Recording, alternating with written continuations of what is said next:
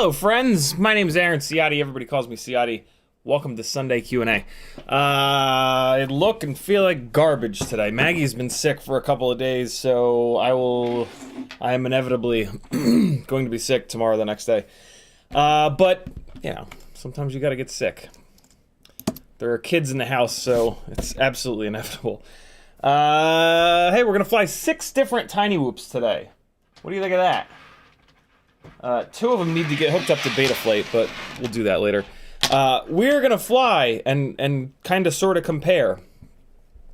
I'm gonna start calling this the Tinywhoop rig, because it's got Tinywhoop motors, a dyed, custom hand dyed by Tinywhoop frame, the Tinywhoop pound mount, and their Pinchcam. So this shall now be known as the Tinywhoop rig. So we're gonna fly this guy. This is on 0702 30,000s. The one thing about a Tinywhoop build that dominates the flight experience are the motors and the props. Most of these I'm using, the ones of these that I fly like hard and that fly really good are on Gemfan biblades. But so this guy is on 0702 30,000s. We're going to fart around with this guy, which is on the brand new 0702 32,000 kV motors. We'll put this fella up in the air, which is the fully upgraded NBD drone BLV4. Full 3-part build series on this from like last week, Wednesday, Friday, I don't know what day, but you'll see it in my list of videos. Yeah, there's part 1, part 2, part 3. Part 1 is just trying to get ELRS to bind, because that's how it works. When you try to bind ELRS, it's a 2-day affair. You try the first day, you spend hours, you can't figure it out, you give up, you go to sleep, you wake up the next day, you try it again, and eventually on that second day you will get it. Be stubborn, friends. You're going to have to be stubborn in this hobby. So yeah, we're going to fly this guy. It's fully upgraded. Flies great once you've replaced everything other than the AIO.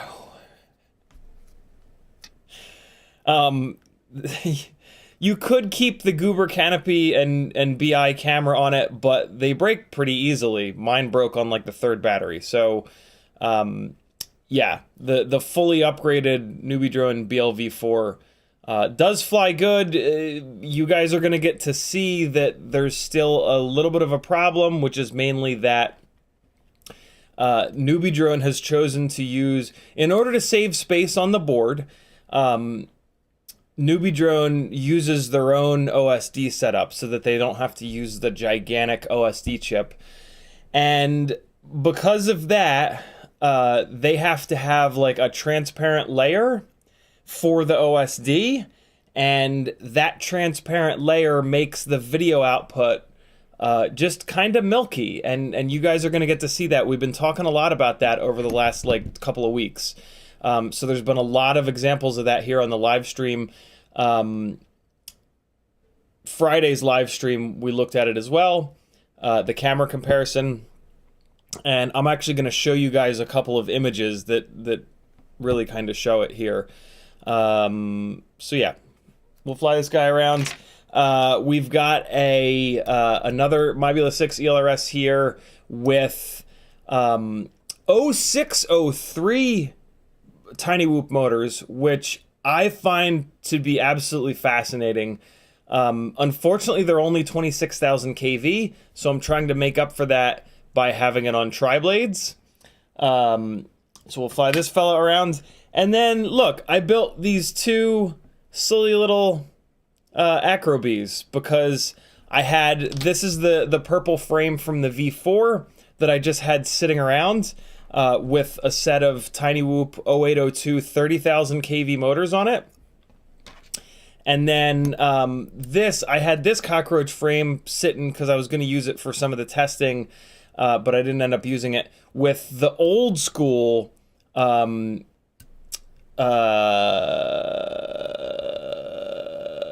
drone 0802 20,000 kV motors. I took apart one of the tiny lifters. There's really no reason to have 3 of those. I built 3 of them for when I was doing all of the testing a year to a year and a half ago, and then I just kind of left the 3rd one together. I never flew it, but it was just sitting there. And yeah, it's just pointless to have it sitting there. So I tore it apart. Here's the frame and motors for it. So this is just basically going to be like a backup frame and motor set for it. And then I was going to just put the AIO in the drawer and just wait, but I'm not going to fly this. But hey, I'll put it together and it can sit on the shelf and look cool. I don't know. So yeah, I've got 2 silly little NBD drone rigs in Cockroach frames that are very heavy, with these toothpick style camera mounts on them. And what cameras are in these? These are both on NBD drone BeeEye cameras. Yeah, I had a bunch of spare parts sitting around, so I threw these together, and we'll get them into beta flight. We will get the motor spinning the right direction, and we'll put them up in the air. I've got 6 batteries charged, 2 on the charger. We'll put them up in the air, and you guys can see what the difference is between the ultimate freestyle Tinywhoop and a more normal, kind of like OG, heavier, lower KV Tinywhoop. Although this is not low KV. This guy's going to make a ton of power. This is 37 KV on the Gemfan Triblades, which is going to make tons of power. So this will be a cool example of like fat but big power. So all of you, you know, Dodge Charger fans will love this rig. This is just going to fly like a bag of shit. These motors are too low of a KV. 20,000 KV is too low. Although I put these EMax Nanohawk quad blades on it, which are the lightest weight of the quad blades, it still won't fly all that good. But it's always good for a little bit of I can't think of the word. You know, you guys know what I mean. It's good for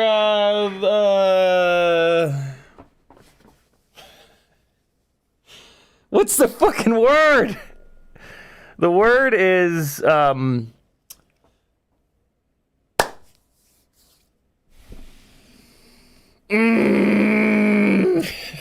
is the word? Like not comparison. It's good for, like when you use something bad to make you appreciate the thing that's good. Yo, there's nothing that makes me feel older than when I just can't think of a word. Well, at least none of you guys can think of the word either. Somebody will think of the word. Pumpernickel, that's it. Thank you, IC. Oh my god, what is the goddamn word?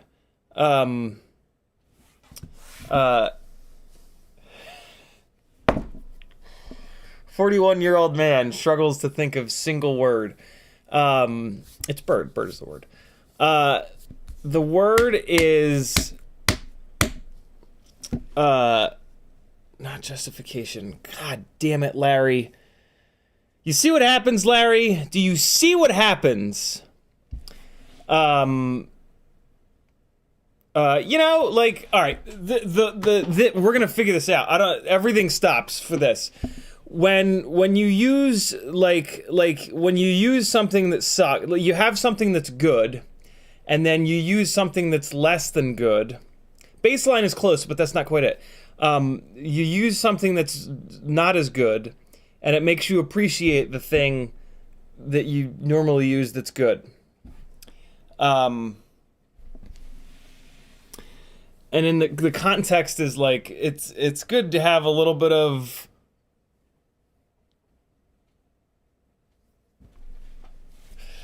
oh my god. It's good for a bit of you know, flying these things that suck is good for a little bit of, it might be perspective. It might be perspective. I don't think that's my brain is trying to find a word that begins with the letter C, I think. All right, moving on. This is welcome to the CiottiFPV live stream. Get used to this.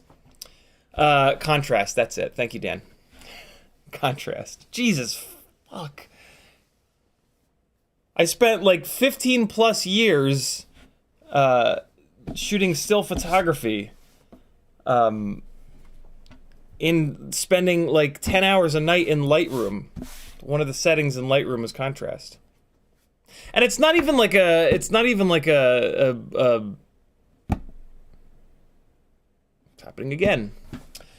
Moving on. Hey, so here's a camera comparison from Friday's live stream. So in these screenshots are in live stream live over on Discord. Danzilla the Terrible took a bunch of screenshots here, and I very much appreciate it. So we've got just real quick. I just want to hit this real quick. This is Runcam Nano 3 with the OG lens that you can't get anymore. And then, all right, so Runcam Nano 3 with the old lens.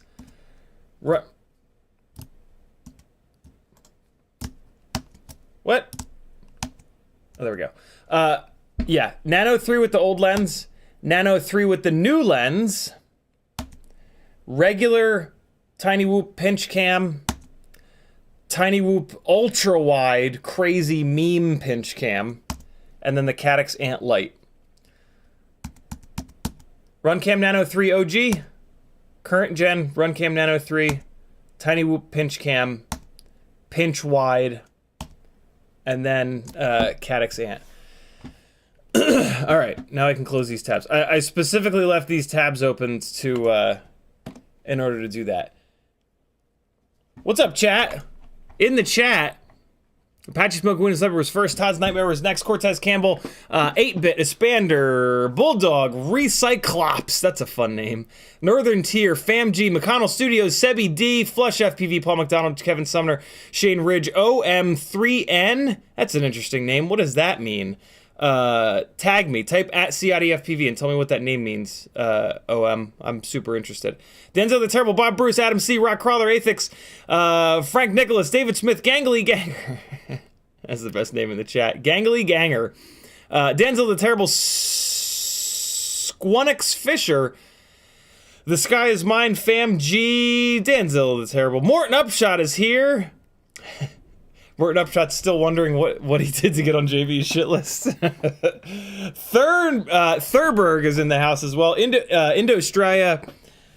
We're going to leave it there. If you want the gangliest of ganglies to say your name, you got to get into the chat early and you got to type anything. If you want me to notice your chat comment, what you need to do is type CiottiFPV. If you do that, it'll light up an orange for me, and I'll know that you're talking to me. You can do that with each other, too. If you want to get 8-Bit FPV's attention, just copy his name, or just type it out and get all the spaces and the capitalization. Capitalization probably doesn't matter, but spaces versus no spaces matters.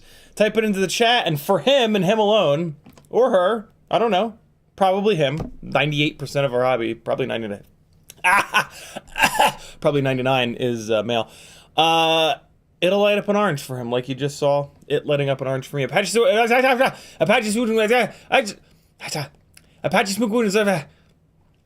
Apache says, what's up, CiottiFPV? How are you doing today? I told you I didn't feel good. I warned you. I warned you that I didn't feel good. Look how I look awful. You should know by now. Have very low expectations for today. How's everybody doing this cold and windy Sunday? Bulldog says, howdy, still listening to Joshua, but here waiting. FamG says, FamG here with the Gangly Gang fam. Bob Bruce says, hello, friends and gangles. Adam C says, yo. Rock Crawler says, hey. Denzel the Terrible says, you gangly mother trucker. Slim says, hey, gangler dude. Athix says, meme cam. Yeah, the ultra-wide Tinywhoop camera. I have nicknamed the meme cam. Because it's just crazy. I mean, like, if you want, what's funny is I used to fly super wide angle stuff. I used to fly the Runcam Eagle with the RC25G lens. And in 4x3, it would give you like 170 field of view, which was crazy. And back in the days that I used to fly lots of 5-inch freestyle, I really liked it because, like, I mean, I still do this, but with freestyle it was even more drastic. I would fly sideways and backwards, like, a lot, and the wider field of view, things like objects that I might hit would literally come into view sooner with the really wide field of view. And I really liked that. After a while, I realized that the super wide field of view was kind of penalizing me trying to shoot gaps. I always had a really hard time shooting gaps. And what I eventually realized is it's because my field of view was so wide that the gaps were like imperceptibly small. So I couldn't really get lined up on them. So I started flying cameras with more normal fields of view, 150, 155. And miraculously, I was able to actually shoot gaps a lot more often. A lot more accurately and whatnot. So that was kind of cool. But yeah, if you like that super wide field of view, or you just want like a really interesting flying experience, to be completely honest, the ultra wide Pinchcam is pretty slick. It's a little bit heavier, but you're not going to get this crazy wide field of view with anything else. So yeah, maybe try it. It's very, very cool. I am thinking about putting this into the Tiny K truck, which you saw Eva and I chasing around at the beginning of the stream there. So yeah, I want to get this thing set up for FPV because, like, what we've been doing lately, when I say we, I mean Azalea, our 12-year-old, and I, as well as Patrick and I, and now Eva, is the person driving the truck would stand kind of like on top of the couch, but like kind of in the middle of the couch, so that you had like somewhat of a eye line on the little like racetrack that you would drive down here in the basement. But there's a couple of spots where you're blind, and like you'd crash into the side of the couch and it would get stuck, and you'd be like, "Nyah," and you have to go walk over, or like the best setup is that the people flying would be like, back up and turn to the right, back left, left, right, right, right, left, left, left. But then Eva FPV double-sided VHB'd Patrick's Tinywhoop to the roof of this thing so that we could FPV it around the room, and good lord, made such a difference. And so yeah, this thing needs FPV for sure.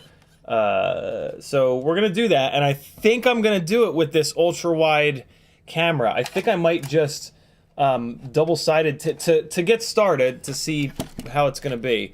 I think I'm just gonna double-side tape it. The other thing I like about I want to FPV it from the inside of the cab, because there's like a full interior in here with a steering wheel and gauges and stuff, and that'll just be super cool. So I think to get that started, I think I'm just gonna VHB this to the back window in there. You're not going to see it, but yeah, just VHB it to the rear window in here, and then it being super wide. I actually think it's going to be too wide. I think it's going to be like all interior and just a tiny little sliver of windshield, but we'll give it a shot. What I really want to do down the road, and the proper setup here, I think, is going to be to beg one of you beautiful people to make me a little 3D printed stand. I think Eva might already be working on this though, actually, which is cool because she's local and can get some measurements. But yeah, like a little 3D printed stand. There's the interior. It's like a full interior, so there's like a realistic looking seat in here. So yeah, a little stand that VHBs down to the seat and then raises the camera up to, like, you know, human head height. And then maybe there's like a little platform or something like that. Or like a little back, like a little chair, basically a little chair for the FPV camera, and then drop that here. And then I'm just gonna drop like a little tiny VTX and I think a Tinywhoop battery on the floor, and just because I'm not, you know, we're only using this thing for 10-15 minutes at a time. There's no reason to go completely crazy and like tear it apart and wire it in with the. I mean, there is like a 2S battery on board. So like I could cut holes and run wires up from the main battery and shit like that, but why do all that? Like, I'm just trying to get the simplest possible setup, because I'm not into RC cars, I'm into RC helicopters, you know. License to Drive says, I got commissioned to create a Whoop canopy. Still in the early stages of playing with the design. Did a PETG print with no supports that came out okay. Got any tips for canopy requirements? License to Drive, my recommendation is going to be to just buy one of these Mobula 6 canopies and just, like, not copy it, but, like, copy it. Because I don't know how the hell Happy Model did it, but this Mobula 6 canopy is incredibly light and absurdly durable. Like, stupidly durable. Like, I don't understand it durable. So that's going to be my suggestion. The other thing that's really nice about it is it's big enough to hide a True RC Singularity antenna inside of it. And that's, like, amazing because you've got this, like, incredibly low profile, super simple build with, like, nothing hanging out to get hung up on stuff or anything like that, and it protects the antenna. So if you run, like, if you run one of these really fragile Tinywhoop small antennas, you can actually have it be under the canopy and protected. I've not had great luck with these small antennas. I prefer the singularities, and they're durable. So technically speaking, the protection that it gives to the singularity antenna is not really needed. But what it does do is it keeps the antenna from coming unplugged, which is a big deal. But yeah, man, this Mobula 6 canopy is just it's just absurd. I don't really get it at all. I don't get it at all. I don't understand. So that would be my and obviously you're not going to copy it, but I would yeah, look really hard at it and figure out where the strength and lightness is coming from. Paul McDonald says, I finally got some stand ducks for the Cinesplorer. It's nuts how on rails it feels compared to TPU printed ducks in the same form. Do you still get rubbing on them with 5-blade Gemfans? Paul, the quick solution to the rubbing is turtle mode. You put the props on, the brand new props will typically rub. You just kick turtle mode on real quick and spin the props backwards. And the reason that works so well is that when you turtle mode, it's producing thrust upwards, so it bends the blades down slightly of the propellers. So you just kick turtle mode on and just burn all 4 corners, and it pulls the blades downwards and rubs them in onto the duct, and it just removes the perfect little amount of material from the outside of the 5-blade props. And then when you're flying normally, the blades are producing downward thrust, so they bend up a little bit. So it's got like the perfect amount of clearance. So yeah. Daniel Smith says, I've had great luck with catchphrase for ELRS, buying the last one within a few minutes. I have too. Unfortunately, the problem we were running into with the newbie drone setup is that I had ELRS version 2.0 on my module, but there was no way for me to see the version number on the module because BetaFPV did something weird with this pre-production module that they sent me. So yeah, once I got it updated to 2.5, all was right with the world because I use catchphrases as well.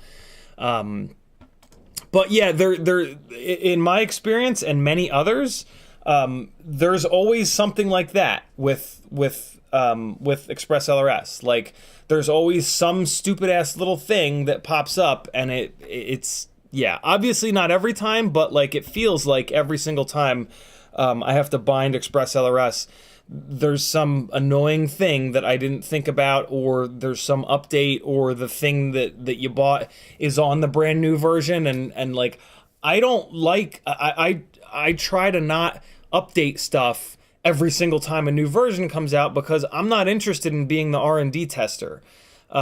If I get a version that's working well and there's not like a huge improvement in the new version, which with ELRS 3.0, for me personally, there's not really any improvements that mean anything, that are all that meaningful to me. Yeah, I'm happy with something that works, and I'm going to take that time that I would have spent and put it into something else that's more valuable for you guys and gals, or whatever, or just, you know, trying to keep my mental health under control and taking some time for me. So yeah, I try not to update stuff, but when you buy something brand new, it has a tendency to like be on a newer version, and then and the other thing that sucks is like, you know, I've got almost 10 rigs on Express LRS. Like, I don't want to have to go through every single one of them and rebind them or re-update them. Like, that's just not a great use of my time. That's not how I want to use my time. So, yeah, that tends to be the problem with Express LRS, is that it's so new and they're just constantly putting out new updates that, yeah, it feels like every single time you go to bind, you have to then update everything, and that's just, I just,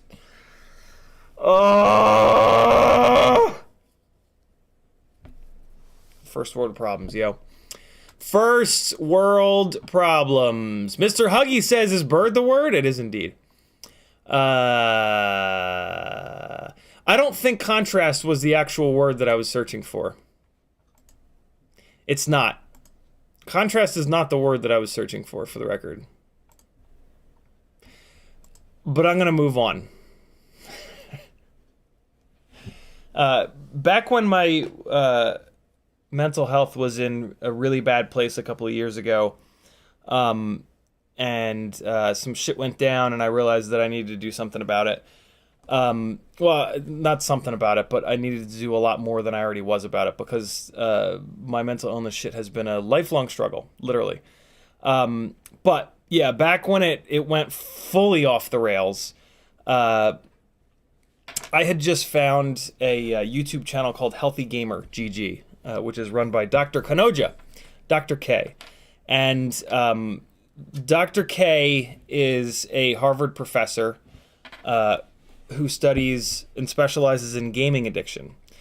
And he spent, when he was in college, at one point he dropped out and he said, you know what, I'm done with this. I'm going to an ashram in India and I'm going to be a monk. And he lived in an ashram and went that route for many, many years and learned a lot about meditation and all the other things that Western medicine has to offer.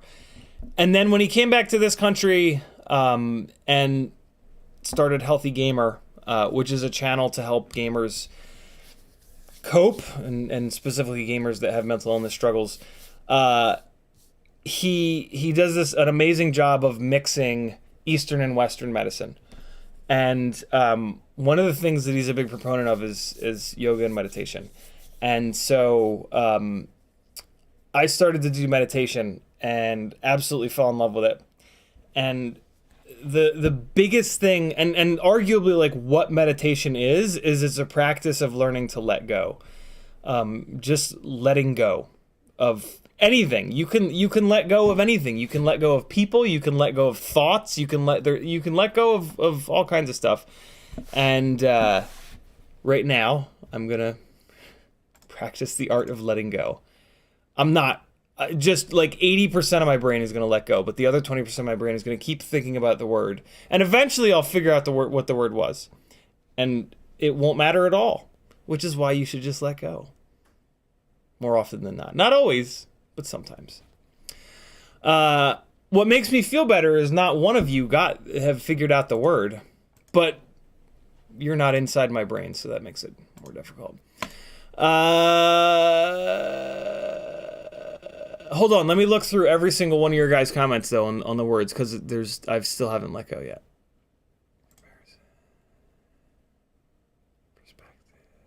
Perspective might have been the word. I don't remember anymore. Denzel the Terrible says it's all relative. Mr. Huggy says is bird the word. License to Drive says, don't worry, my memory's been through hell and back the past year cleaning out my mother's house after she died. Oh, I'm so sorry, brother. Last week I couldn't remember how to get to my brother's house. Yeah, it's kind of unbelievable. It's kind of incredible how like your brain can focus on, in situations where your brain has to really focus on some things, like everything else can kind of go out the window.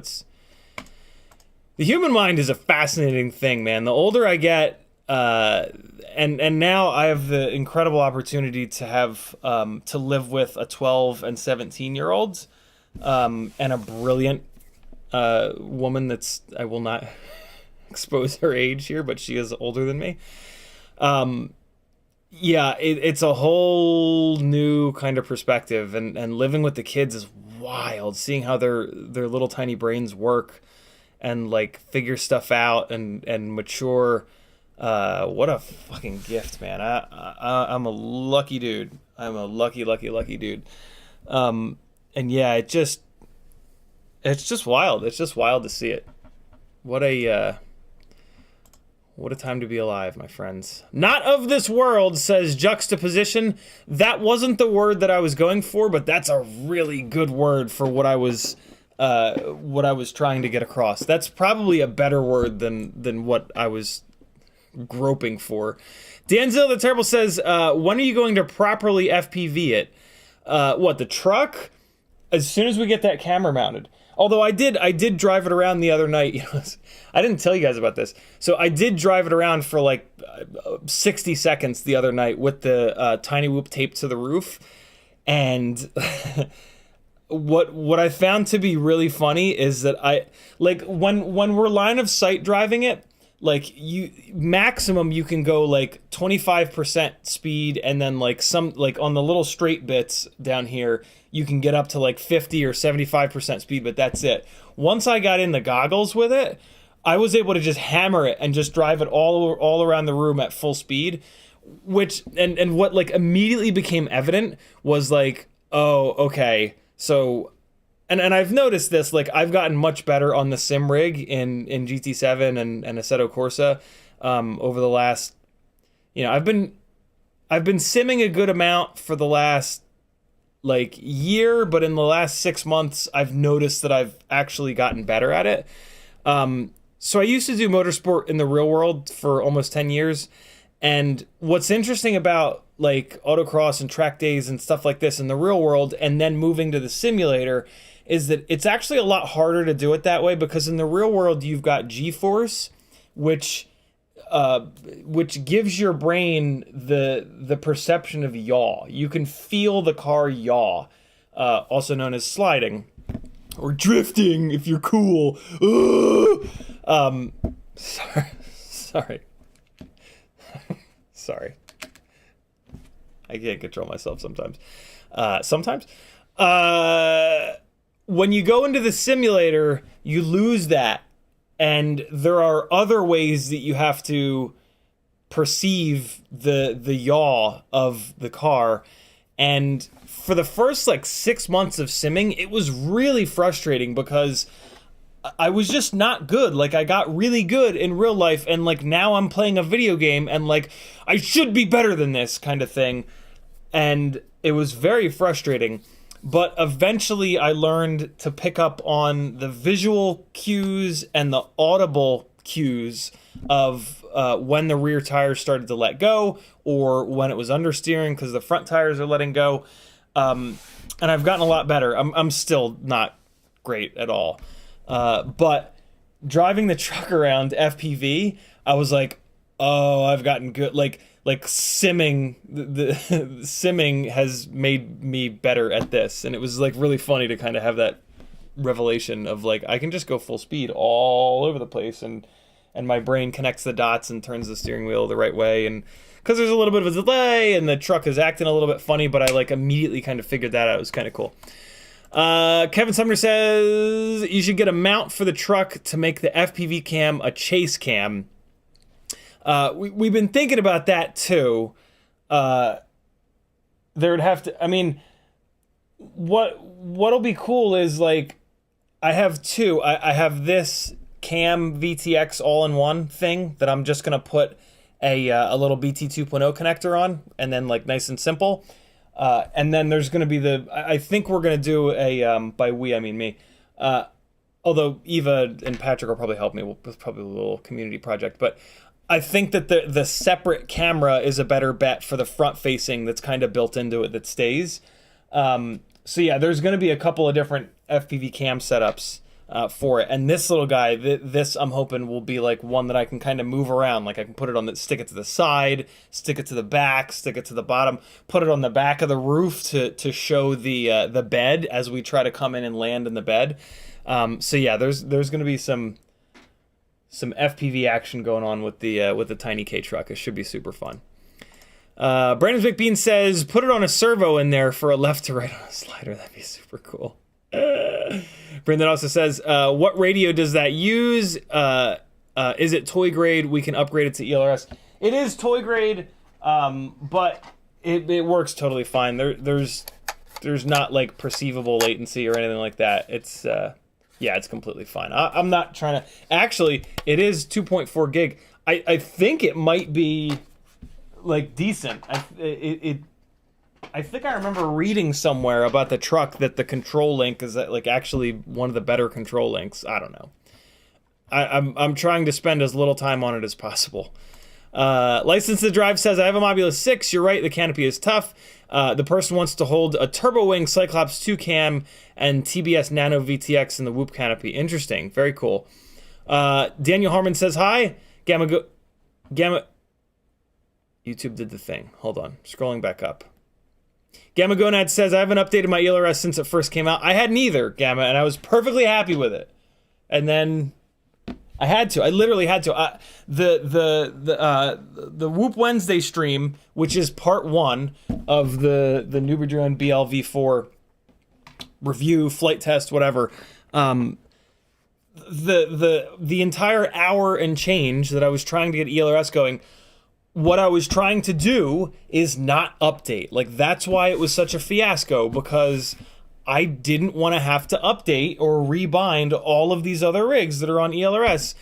And the big problem, like I said earlier, was that my module was on 2.0.0, and there was no way for me to figure that out. Like, that was the majority of the stream, was like, how can I figure out what version of Express LRS this module is on? And just because of some weirdness with Beta FPV, they don't... Yeah, when it was on... Here's the really fucking annoying part, is it might have been a weirdness with Express LRS 2.0.0, because when I finally broke down the next day, and... Actually, no, I think it was the next day, but it was at like 12:01 at night. Drone Camp's just super chatted. It doesn't tell me how much the super... I guess it's off the side of the screen. Thank you, brother. Let me grab that in a second when I finish this thought.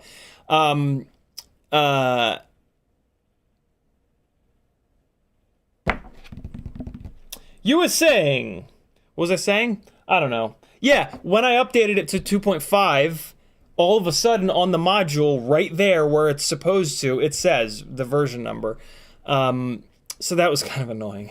I don't know if that's a Beta FPV thing or if maybe the old, because it changed the entire menu. The entire Express LRS menu on the module was different when I updated it to 2.5. But yeah, that's what was causing all the problems, is that I didn't want to update Express LRS, but NBD Drone only has 2 hexes available for the V4. One of them is 2.5, one of them is 3.0. So that part 1 live stream was basically an adventure in, is there a way to run the V4 on an older Express LRS version? And the answer unequivocally is no, because we tried everything. And yeah, that's...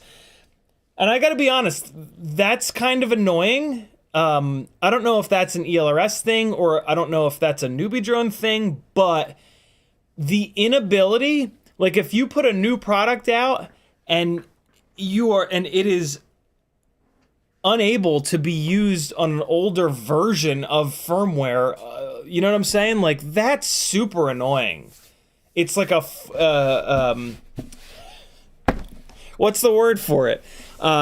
Forced, it's like a version of forced obsolescence. And yeah, I am not a fan of that. So yeah, there you go. Paul McDonald says, quite the conundrum. 661 says comparison. Benjamin Hayes says control, like control group. Close, but it's no. We're letting go. We're practicing. We're flexing our meditation practice today, and we're just letting go. For the record, a lot of meditation is just like, yeah, when you Google image search for meditation, it's a bunch of people sitting like this, right? Sitting cross-legged on the floor like this. That's not what meditation is at all. Like, there are thousands, maybe not thousands, but there are hundreds of different forms of meditation. Some of them you're making noises, and there's all kinds of different stuff, and it's phenomenal. But the bulk of the practice, for me at least, was just thoughts come into your head, and it's a practice of letting those thoughts float away, or like as clouds, or like you can picture. Personally, I picture them floating away as clouds. Some people, it connects with them picturing them like floating away like in a river. But it's just letting go, just letting thoughts go. And like through your, meditation works well like 20 minutes or more. If you can only do 5 minutes, great, do it. Any amount is better than none. But it's just literally a practice of like thoughts are going to pop up, and then you just have to mentally let them go away and let them be. Because you're trying to be like present in the right now moment. And when thoughts come into your head, you're no longer in the right now moment. You're future thinking, you're past thinking. To be like awake and alive right now, you're not inside your head. You're connecting with your body, and you're like being in the universe. And it's really nice. Like, have you ever had something happen to you and you can't stop thinking about it? Or have you ever just not been able to stop thinking about anything all day, every day for your entire life? Yeah. And like just saying to yourself like, oh, let it go. Go figure, that doesn't work. Like, you have to actually practice it, and you have to practice it every day, and you have to put time into it. Kind of like every single thing in all of life, right? Like, if you're not good at something, it's probably because you haven't put a whole bunch of time and effort into it.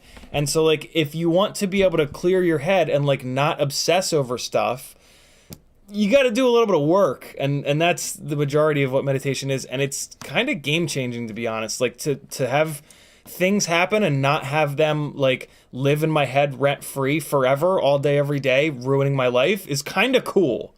So yeah, look up Healthy Gamer GG if you want to live a better, happier life, especially if you have mental illness stuff going on. It's pretty rad. And Dr. K is like in our generation. We have a problem with most psychotherapists and talk therapists and psychologists are very old, and they don't really connect with the kids that are in their 20s and 30s, and even us that are in our early 40s. And Dr. K is in his mid-30s, I believe. So his approach is different than most, and it's really refreshing, and it's really based in, like, his approach has been built around, if nothing else, social media. And like many therapists that I've been to don't get that. And that's like a big deal, because it's a thing that's completely changed our lives. So I don't know. Check it out if you want to live a happier life. And like, this is the only one we got. You got to put a little bit of time into. Got to put a little time and effort in, yo. Otherwise, you're just gonna be kind of stuck a lot of times. Unless you're not, and if so, I'm very jealous of you. If you have to put no time in, but you're like perfectly happy and just able to function, that's pretty rad. Danzo the Terrible says objectively/subjective similar. That wasn't quite it though. 661 says or the meme camera on the truck. The camera needs to turn on a servo with the steering. Or the meme camera would be good in a truck. Yeah, the definitely not doing the servo thing. I'm trying to spend as little time as possible here. Drone Cams RC with a $4.99 super chat. No comment. Just wanted to send some love to a fellow person trying to do FPV full time. Thank you, brother. Much appreciated. Stavel FPV with a $10 super chat. He says, I'm late. Can you repeat the first 45 minutes? Basically it was my brain is broken. Sucks to be me. Whee! There you go.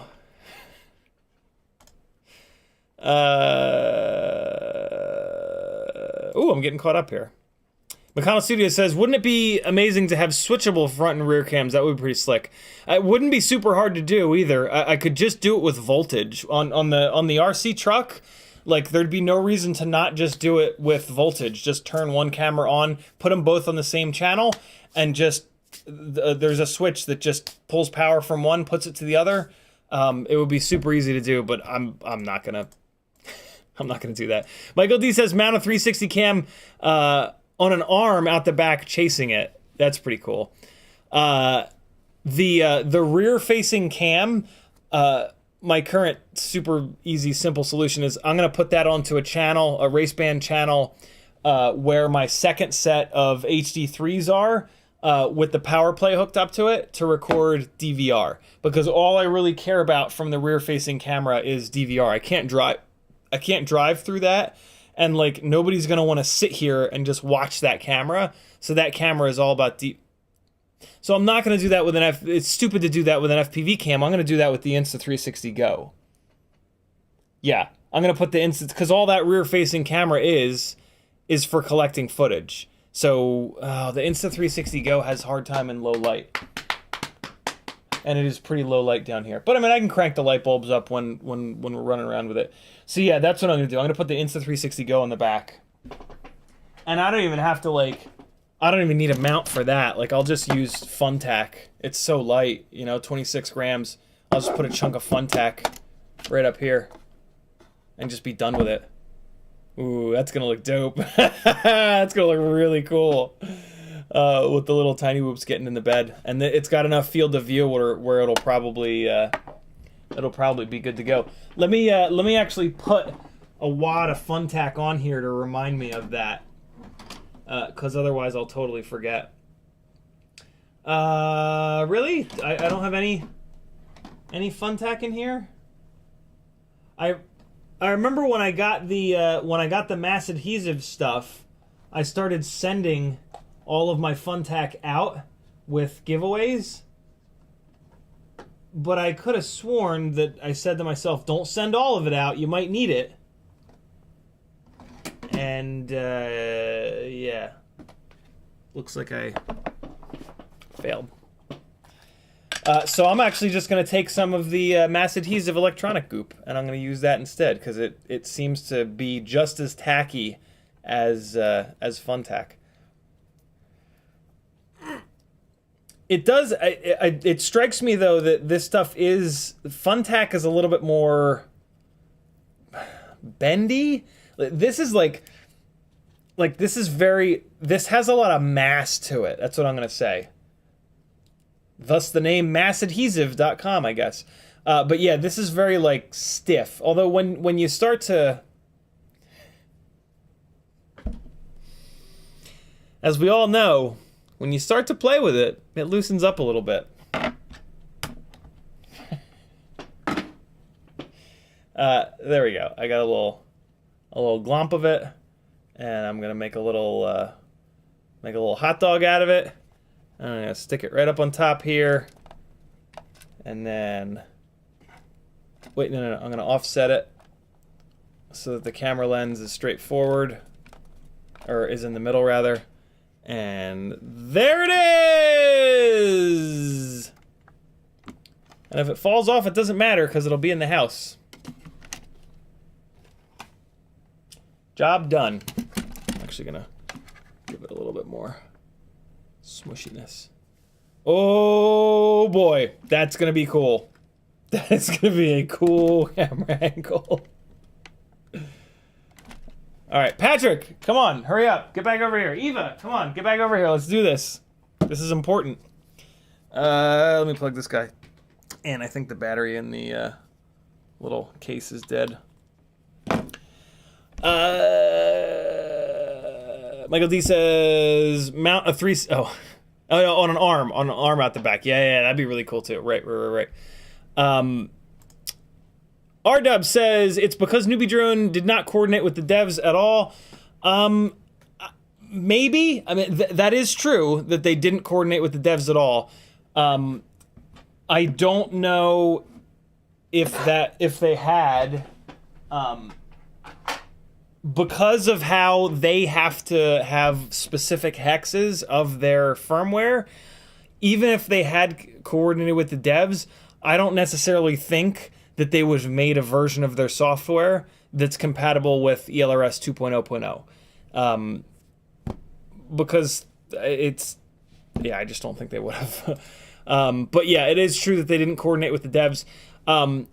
They did not. So I've actually talked to both Dalton and Kelvin at length over the last week about all of this, and they didn't do that maliciously. They also didn't just not think to do it. There was, yeah, businesses have things happen and people leave, and it's, yeah, they sometimes shit goes down and you can't control stuff. So it's not, yeah, stuff happens sometimes. Don't like, oh, those idiots. Don't say that at all. That is absolutely not it. Newbie Drone is filled with amazing people that know what they're doing, and know what they're talking about.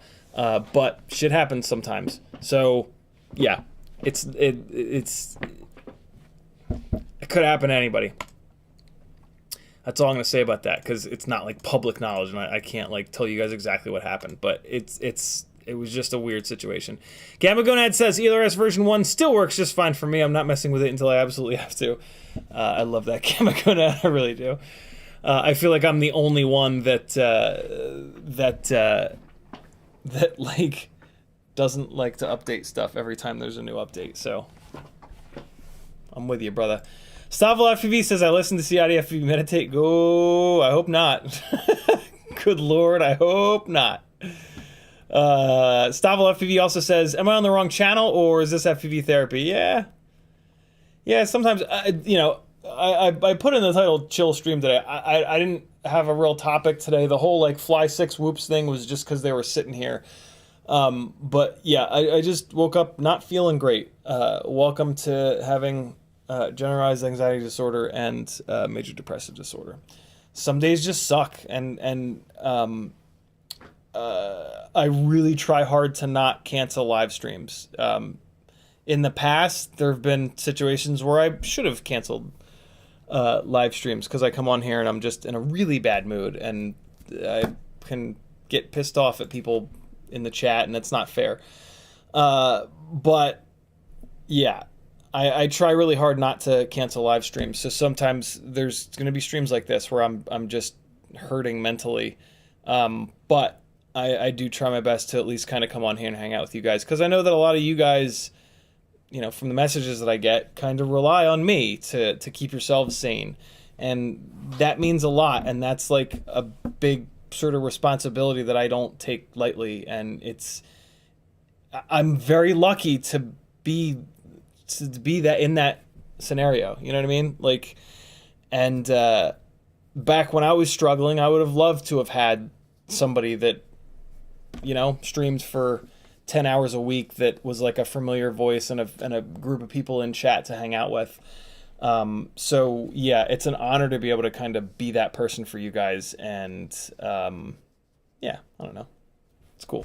You guys are the goddamn best. And it's cool to help you guys. And I don't, yeah. And so like when I'm not in a great place, I'm going to talk about it more, because this is also me kind of relying on you guys a little bit to help me through, right? Like it's not a one-way street. Like talking about, and that's, you know, that's one of the other things too, right? With mental health illness, with mental health stuff, one of the best things you can possibly do is talk about it. But the thing that mental illness is really good at is making you think that you're all alone and that you can't talk about it. And then on top of that, there's also a hell of a stigma, especially with men, that this kind of shit is weakness, and weakness is bad, and you're a pussy, and you're, you know, like less than. And that's all bullshit. Like, the people that believe that are awful people. They're garbage people. Get those fucking people out of your life, yo. And so, like, yeah, all of those things do a really good job at convincing you to not talk about it. And unfortunately, not unfortunately, but talking about it is one of the best things that you can possibly do to just vent it and just get it out. But also, in doing so, you will find other people that are having similar experiences, and then you've like quadrupled the effectiveness of talking about it. Because, yeah, misery loves company. No, because yeah, different people have different coping methods, and bouncing those ideas off of others is incredibly helpful. So talk about it, yo. If you talk about that shit to somebody and like they don't want to hear it and they shut you down, that, like, if possible, you know, spend a little bit less time with that person. Hopefully you're not like married to that person. But yeah, like if you start talking about mental illness shit that's like really bothering you, or just anything that's really important to you with like a friend, and they're not willing to listen or help or be involved at all, like, that's, you know, don't ignore that. Don't ignore that. 2 years ago, year and a half ago, I lost my best friend in the entire world. He chose to not be friends with me anymore. Long story, but yeah, he didn't die or anything. But and like, I'd been friends with him for almost 20 years. Like, and I didn't have, like, I've never had lots of friends. And like, initially I was like, oh my God, how am I going to deal with this? And like, it hasn't mattered. Like, there are so many more people in the world. And like, I just, it's just like, cool, next. And so, yeah, don't ever think that, you know, like a friend is irreplaceable, like a friend that crosses the line or crosses your boundaries or whatever, just doesn't care about the stuff that really matters to you or that's bothering you. Don't ever feel like, oh, I can't possibly, yeah. Lots of people in the world, yo. Lots of people. Protonigo says, what's up? Danzo the Terrible says, get a roll bar for the truck and mount the little Insta360 Go on it like a light bar. It actually has a pseudo roll bar on it over the back window, which is where I stuffed the little Funtac into. Kevin Sumner says, CiottiFPV friends, do you find that the mass adhesive putty likes to leave residue on some stuff, especially on silicone wire? It does a little bit in the same way that the Funtac does. That is why I stopped using the Funtac way back when. It's because I got sick of that residue. The mass adhesives leaves a lot less residue, in my opinion. And what I've also found is when it leaves the residue, if you let it cool down a little bit, because it leaves the residue when it gets hot, let it cool down for like 10 seconds, and then just take the mass adhesives and stick it to where the residue is, and it'll pull the residue back off of it. But yeah, it does, when it gets hot, it does lose a little bit of leave a little bit of a residue on there. YouTube just did the thing again, finding my place. Abraham says, as a former chemist turned doctor, I have a high standard for evidence-based practices. Dr. K is a great balance of that, but he also uses traditional practices in a modern way. Yeah, he's a great psychiatrist. Harvest is lucky to have him as faculty. Yeah, it's really fascinating how he incorporates Eastern and Westerns. It's just, I don't know, it's really, really cool, and it really seems to work. Jesus, he has helped a ton of people, and his channel has just completely exploded.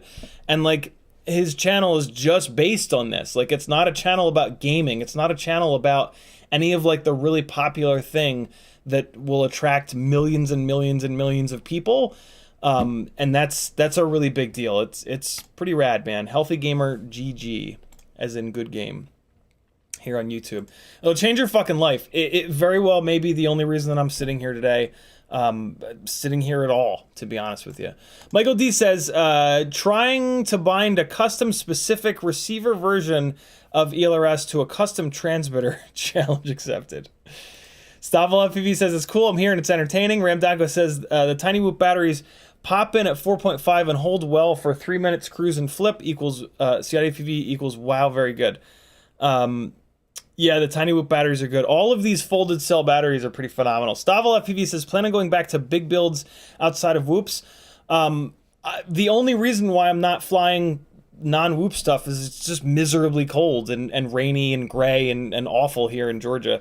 As soon as the weather gets better, yeah, I'll start flying again. I mean, you know, I was in Los Cabos around Christmas time on that gig. I was flying bigger stuff there.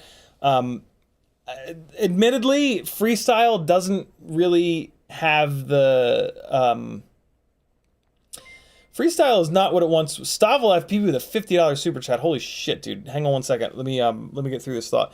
Freestyle. I've probably flown 5,000 plus batteries freestyle over the last 6 years. Maybe, I don't know. That's just a number I'm pulling out of the air, but countless batteries. And unless I'm flying at like a really interesting location, which, like, how many are there really? I mean, there's lots, but, yeah, freestyle is just not as fun as subject-driven, paid gigs. There's not as much on the line.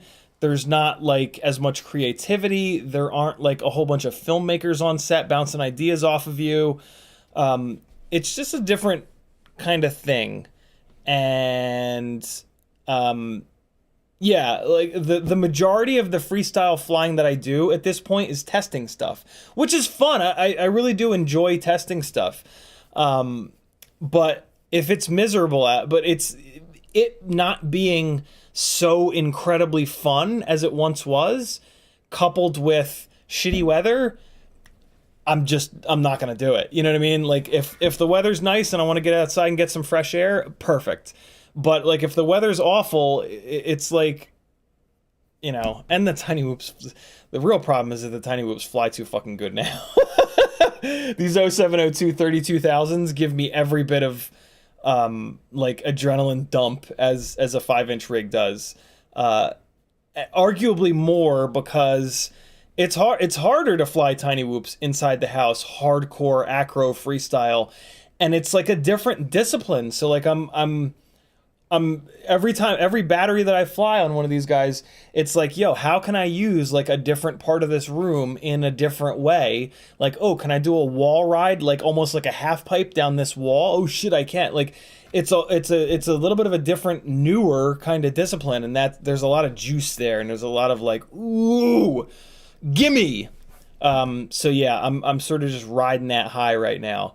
But yeah, I still love flying 5-inch, 3-inch, everything outside. It's just, you know, too goddamn cold here in Georgia.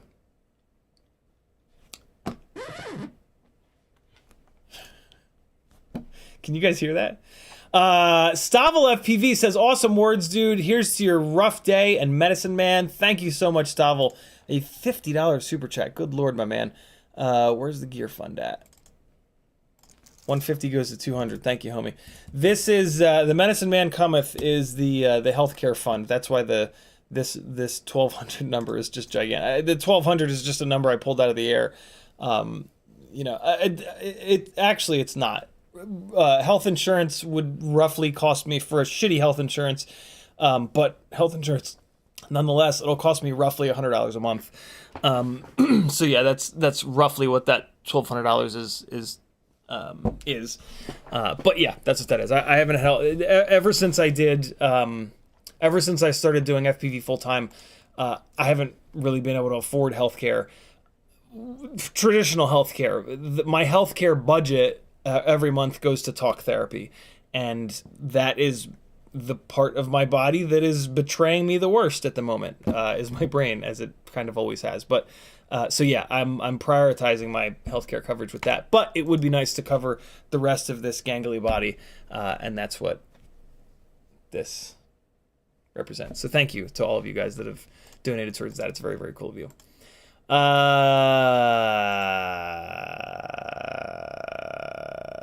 Abraham says, much love, man, but if you can't support a single person here, if you haven't taken care of yourself. Never need to apologize for that. Love you. Thank you, dude. Yeah, it's true. And that's true for every single one of us. All right? Like, this whole... And again, it's another like very male thing. This is actually one of the things that, in my opinion, really separates males from females. Females get this, males don't. Is that there is nothing noble... Sorry, I know that you think that there is... But there is nothing noble, noble's not the right word, but there's nothing good about sacrificing yourself for someone else, because very quickly you will fall to pieces and you will not be able to support that other person like you think you are. But your brain will be like, it doesn't matter, nope, I'm sacrificing myself. And then your ability to support them will go down and down and down and down and down. It is a balance. Everything is a balance. You have to split it up.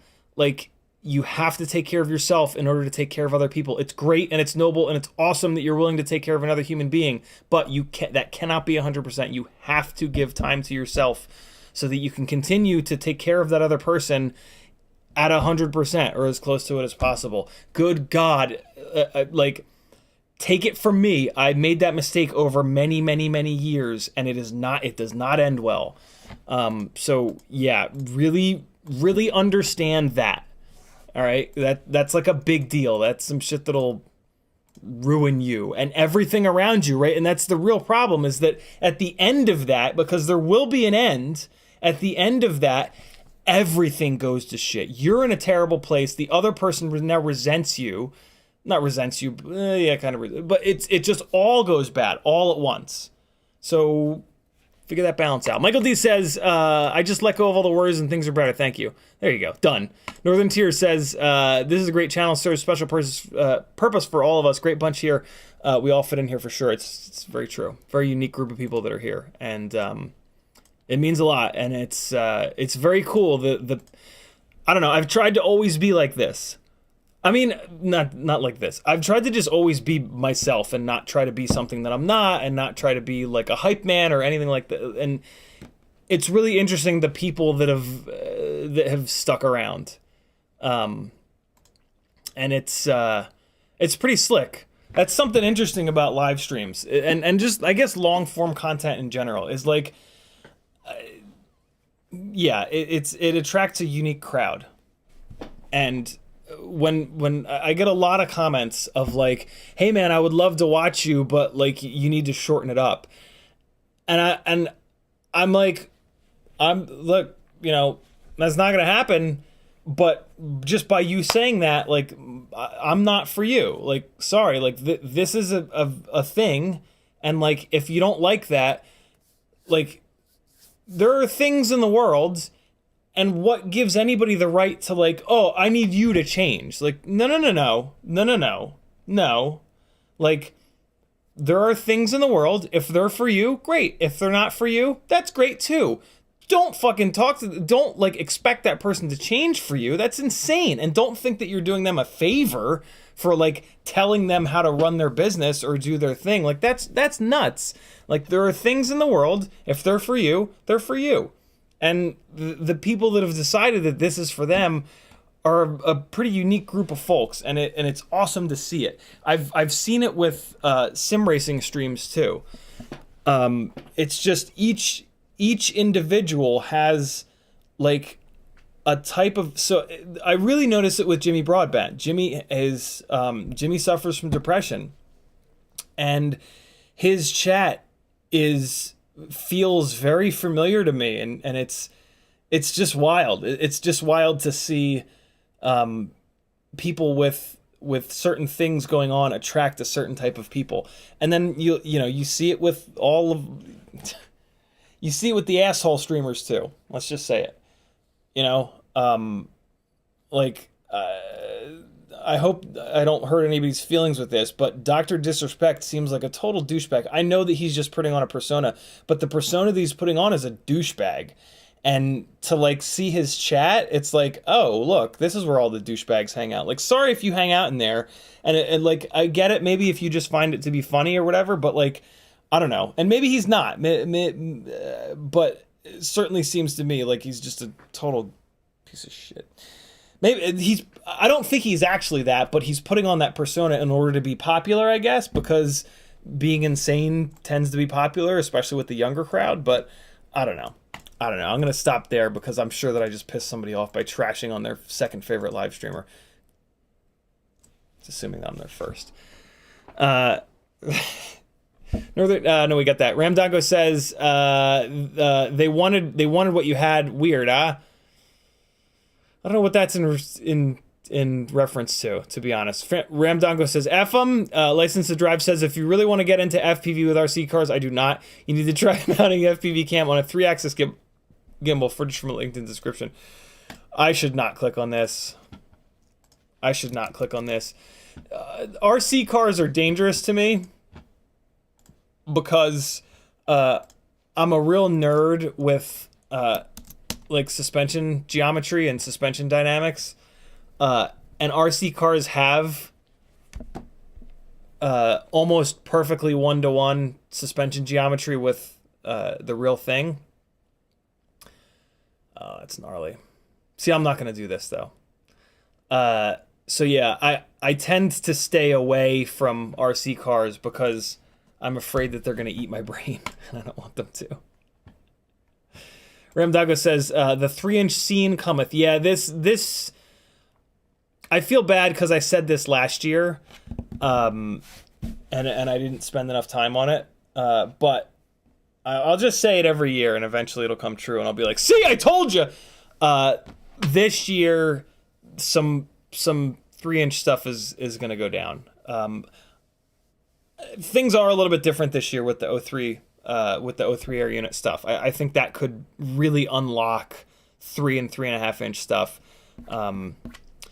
The run cam hybrids were great, but they're not durable enough, and they're just kind of finicky.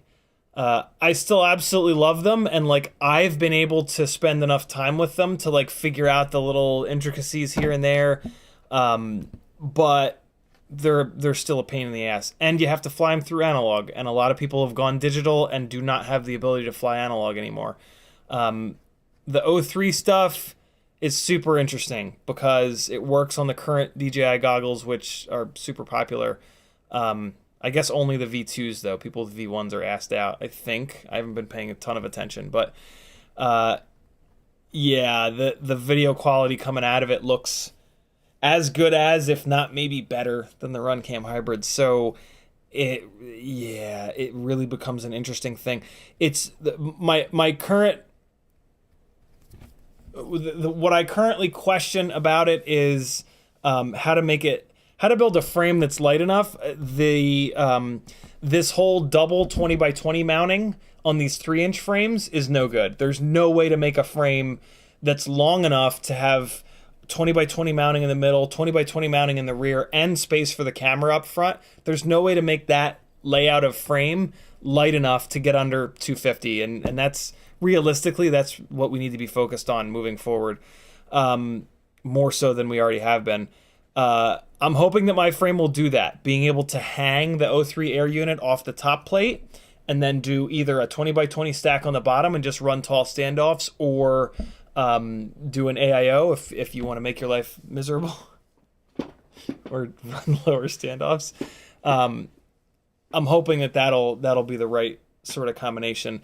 It sort of makes the split base plate design that Ryan and I just spent a bunch of time on pointless, which is pretty annoying, but I don't know, we'll see. The plan is to sell it with both base plates.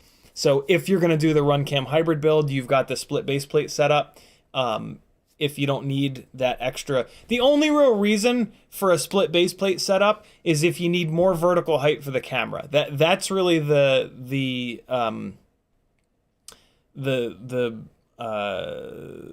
power or whatever of that kind of setup. And with the O3 air unit build, you don't really need that. What you need is more deck height in the middle, and that a solid base plate frame does a better job with that. I guess it kind of does the same job with that. But Ramdongo says those 50 stitches could be an Octo and a Faithful actor. I think what Ram is talking about is the guy on the Netflix show that got hit. I've already heard that Netflix is going to be cracking down big time on their drone rules, which is a little scary. Let's not get into that. Denzo the Trouble says, did you say cold in Georgia? Suck it up, Buttercup. Canadians are laughing at you. Yeah, I mean, I moved my entire life and like 800 plus miles south to get away from that kind of cold. I'm a super skinny dude and I hate the cold. So yeah, that's my excuse.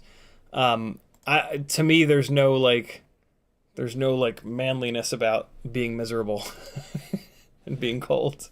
I just don't like it. And like, yeah. Headfog says, do you have a Discord channel? I do, Headfog. It is linked. Hey, by the way, this is my full-time job. If you like what I'm doing and want to see it continue, I need your help. I rely on beautiful people like you. Head on over to CiottiFPV.com. There's a link to my Discord channel. Full access to my Discord channel is going to cost you 10 cents a day. I'm asking a lot, I know. You're going to have to join my Patreon to get full access to the Discord channel. If you do so and give me a dime a day, you'll have access to the live stream live channel, Patreon Hangout, the Video Collective, CiottiFPV Reacts, all FPV retailers, the Stick and Dick End Fund, and the Swap and Shop channels. Those are all of the Patreon-specific channels on my Discord. All kinds of cool stuff going on over there. Also, just as joining the Patreon, you get access to a YouTube playlist with all kinds of crazy stuff, sketchy flying, I don't want to be public, Patreon only live streams, half done edits, You're going to get emails when I live stream because YouTube's notification system is broken. Couple of Facebook groups, all kinds of good stuff. It's well worth $3 whole a month. If you're into FPV, you've got $3 extra a month. Sorry, but you do. It's not the cheapest hobby. It's certainly not the most expensive hobby, but yeah, and right, 9 says big long form thing with a eggplant emoji. Yeah, all kinds of other ways you can support me. There's an Etsy store where you can buy some really fun stickers. There's a Fiverr channel where you can work directly with me one-on-one, so that you stop building stuff that explodes and start building stuff that flies really well specifically for your needs. There's a Teespring store with shirts and hoodies and all kinds of fun stuff. A little tote bag that says "Kill All Carbon" on it, because you know that your flight bag holds everything but just one extra thing, and you're like juggling it. Get yourself a tote bag, and then you can put your broken carbon in it so you don't stab yourself anymore. Look, this one's a magnet. Ooh! And then there's a whole bunch of affiliate links. When you're ordering something on the internet, there's someone that's creating free content on YouTube that has an affiliate link to that store. Take 5 seconds and find that affiliate link and help that person continue to make content for you to watch for free. And hey, there's also Gangly Gang stickers, but they're not up on the Etsy store yet. Can't really see them all that well. Yeah. Come be a part of the gangliest of gangs. Send me, over on CiottiFPV.com, there's a PayPal button. If you PayPal me $5, I'll send you one of these. I have them in either matte or holographic. $5 for one, $10 for two. If you do two, I'll throw in a third for fun sticker, just because that's how nice of a guy I am. It's fun to make your face not match what you're saying. So yeah, do that, and I'll keep making long-form content. That's what she said. Head fog. Oh, we got that. CiottiFPV is in the house. What's up, homie? He says, "What's up? Live streaming is awesome." It is indeed. If you guys aren't watching CiottiFPV streams, I don't know what you're doing with your lives. Get over there. He's been a huge supporter of this channel for a long time, and he's just been making really good content for a long time. So get over there. CMYKFPV is in the house as well. Abraham says, smart move avoiding cars. Would have appreciated the heads up before I bought the tiny K.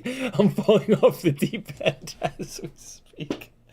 I think, for the record, I think I did maybe try to warn. No, I don't think I did. Because and I didn't buy it. Jesse just sent it to me. I remember when Jesse was going to send it to me, I was like, ooh, this could be bad. But when I first got it and I was showing it off to you guys, I hadn't like searched for it on the internet to know that there was all kinds of mods and shit for it. So I probably wouldn't have warned you guys right off the bat, but I do remember at some point on a live stream being like, I'm not gonna buy anything for this, because if I buy one thing for this, it's gonna push the snowball downhill and it's gonna be a hot mess. So yeah, my apologies. Ramdango says, tag Ciotti, Chris Long. Chris Long says, I need some recommendations on a new 5-inch frame. Doesn't need to be O3 compatible. The only recommendation I can make for a 5-inch frame, Chris, is the FPV Cycle Glide.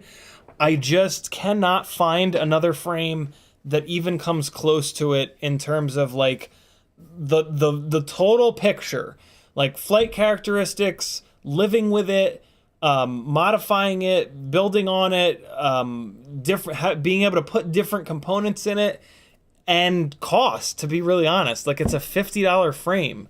I can't, like, there are a bunch of really decent $100 frames out there, but good Lord, $100 is a lot of money, and the Glide frame is better than all of them, in my opinion. Frame choice is admittedly very subjective. Over on Fiverr, I have a thing that I call build planning. And during that build planning session, I ask you a whole bunch of questions. And the answer to those questions is how I dial in. And one of the things that I dial in on is what frame would be the best for you. So it is a very subjective thing. But the Glide frame, in my opinion, is sort of like the best kind of all-arounder, unless you want, for some reason, to build super, super, super heavy. But I don't think you should do that, because heavier things don't fly as good as lighter things. Just ask any person on Earth that's ever been into aeronautics. Kevin Sumner says, I'm currently considering FPVing my Mini Z. If you know what that is, basically Tinywhoop of RC cars. When I was in college, 20-ish years ago, the Kyosho Mini Zs came out. They were launched, and I had, like, 15 or 20 years before that, not that long, but like 10 years, 15 years before that, when I was growing up, I was into RC cars a little bit. So when the Mini Z came out, I was like, oh, that looks cool. And I bought a couple of them, and I went down the rabbit hole for a couple of months. And then I kind of got bored of them, and I sold them all off. I didn't sell them all off. I hung on to them for like 15 years, and then I sold them off once they were worth nothing. But yeah, the Kyosho Mini Z, man. That was fun. That was a fun little period. Mix SSH says, would you have any suggestions on 3.5-inch pre-build for freestyle sub 250? My main suggestion, Mix, is going to be to not get a 3.5-inch. 3.5-inch does not make sense for sub 250. It makes sense for sub 300. If you want to go sub 250, you want 3-inch. I don't have any suggestions for pre-builds, though. I don't really... Nobody sends me them to try, and I'm not gonna... I can't afford to buy them. So I just don't know anything about the bind and flies. But there's tons of content here on this channel, past live streams that you can search through by just clicking on my little logo down here and going to the videos section using the little search field. On 3-inch rigs and my preferred components and all kinds of stuff. Yeah, again, that build planning service would be the way for me to actually answer that question properly. There's no way, like, I don't know what your flight style is. I don't know. There's a million different things that I would need to know to make a proper suggestion. There's not just one blanket suggestion that works for everybody.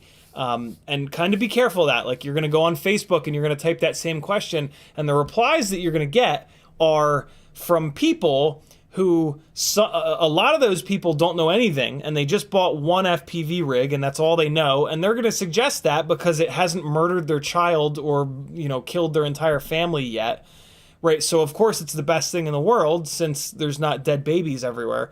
But yeah, take those recommendations with a huge grain of salt, because all it is people telling you what they're currently flying, and most of them don't know anything. The ones that do know something probably haven't done blind testing with enough different rigs to be able to say, hey, this one is the best one. All that being said, it's all a roll of the dice anyway. None of it matters. It's all a roll of the dice. You can... Having the best one is kind of overrated. For the most part, you just have to get one, and then you're going to spend time learning about yourself and your flight style and what you like about it and what you don't like about it, and that's going to inform your next decision. So, yeah, I know that's a frustrating answer, but that's the real answer. That's kind of the answer that you need to hear, rather than the answer that you want to hear, which is... The answer that you want to hear, and the answer that you'll get from most places, is, oh my God, I know the exact one for you. Here's an affiliate link to it. It just came out. It's the most expensive one so that I make the most money off of you. And that's just not how I do things. So, yeah. All right, let's fly this little fella. But first, let's get the motors spinning in the right direction. So this is... a fun little newbie drone build. This is actually a V1 Acrobee. Wow, one of these motors is rough. Motor 1 is wrong. Motor 2 is right. Motor 3 is right. Motor 4 is wrong. Wow, which one of these motors is making such a ruckus? Hold up. Motor 1 is... no.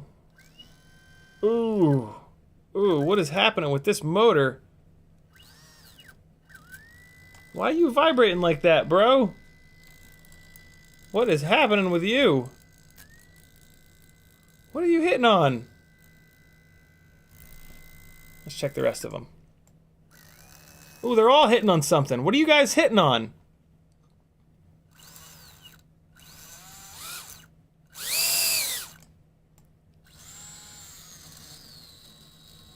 Oh! Oh! Ooh! What is happening? Can you guys hear that? Ugh. Ooh. Ooh. Ugh. Ugh.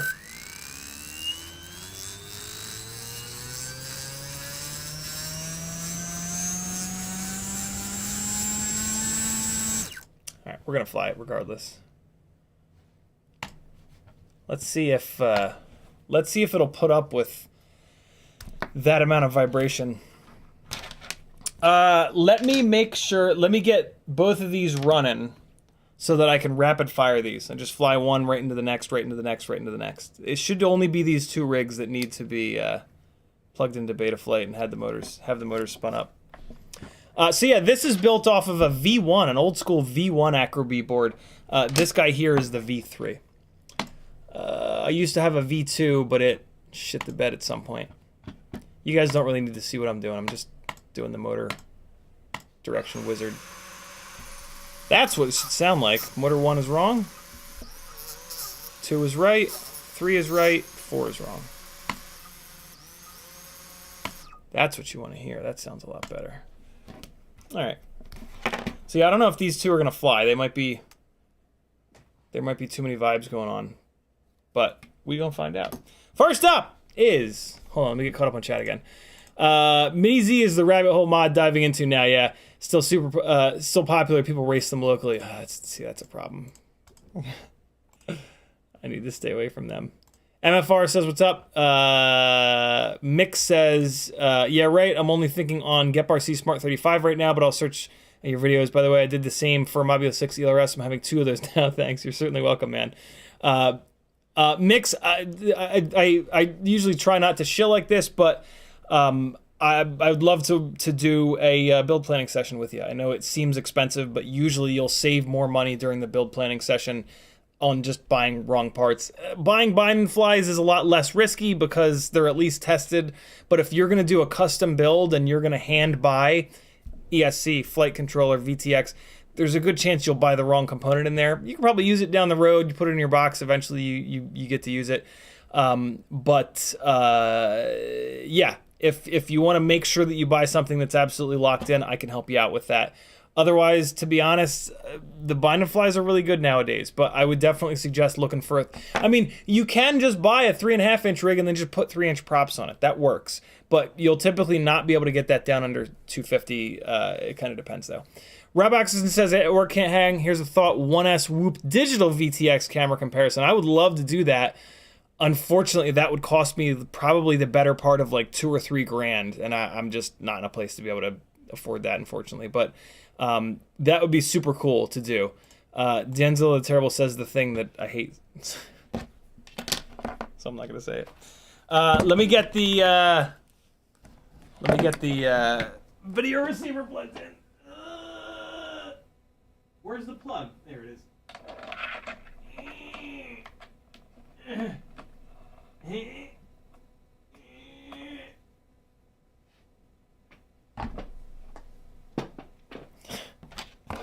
Okay, this is NBD Acrobee BLV1 with an EP2 for Express LRS for that nice low latency chocolatey goodness.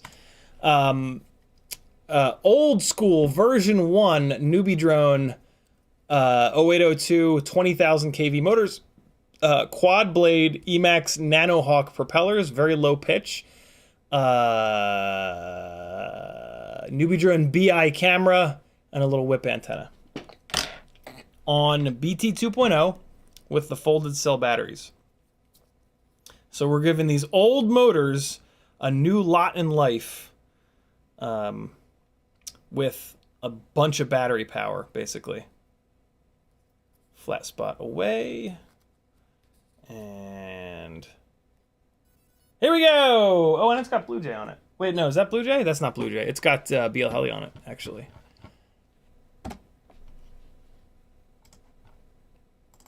Hold on. Gotta reset this. USB 2.0. There it is. All right, so this is a view through the slightly milky newbie drone VTX. Here we go. This will be the least powerful rig that we fly.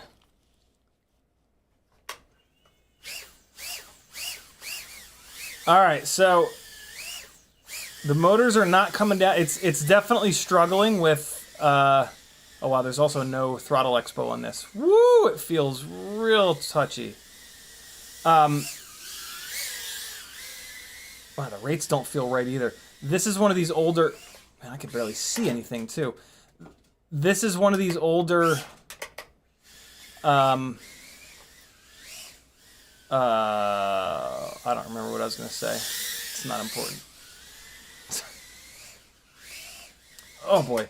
Man, I can barely see where the hell I'm going. So the ladder is out... And there's all kinds of wires hanging down out of the ceiling. I'm trying to finally run the Ethernet cable over, but the problem I'm having is the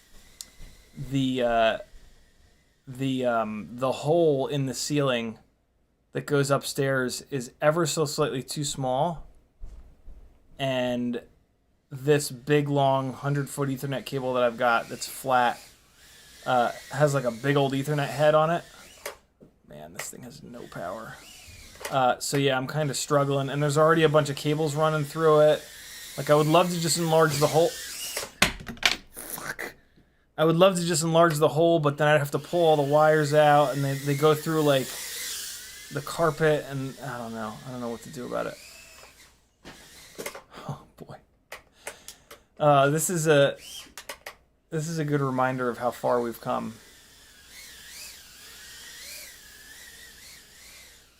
It also feels a little latent, which is weird because it's on an EP2. So here you go. This is quad blades on low KV 0802s. This also does not have crash recovery turned on, which I'm noticing. I don't know what else to say about this. I can barely see where I'm going. It doesn't have any power. The quad blades are probably killing the runtime. Yeah, we're at 2 minutes and it's at 3.4, even though I'm just kind of cruising. Last thing we'll do is try the impossible power loop. Might as well. Oh God, I moved the hi-hat stand over, and now there's not a really good clear path through there anymore.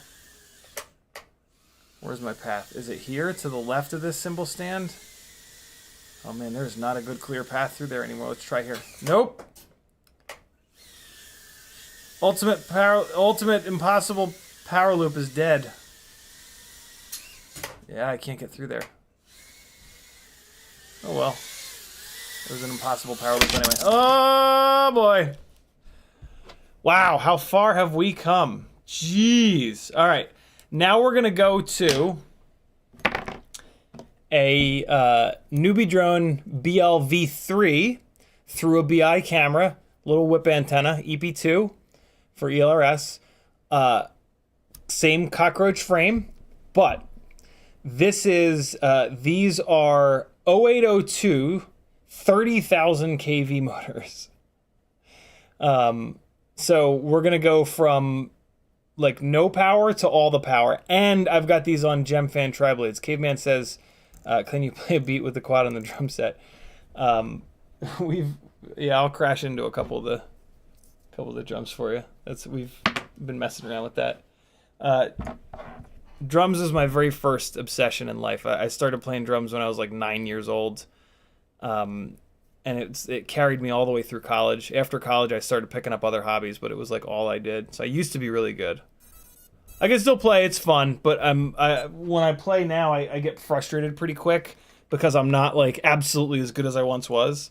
But you know, so you can tell it's a little bit better. They between the BLV2 and the BLV3, they cleaned up the transparent layer that the OSD sits on a little bit.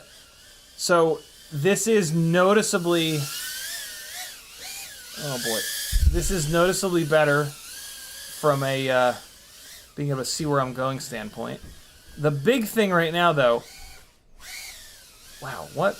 I was about to say the big thing right now is that these motors make a ton of power, but they are not making a ton of power. They're certainly making a lot more power, but I guess what's going on right now is that this rig is kind of heavy. I'm used to these motors. I'm used to these motors on the really lightweight little Mobula 6 builds. Oh my god. I would love to say that that was all skill, but it was a big... I've not gotten great... Really?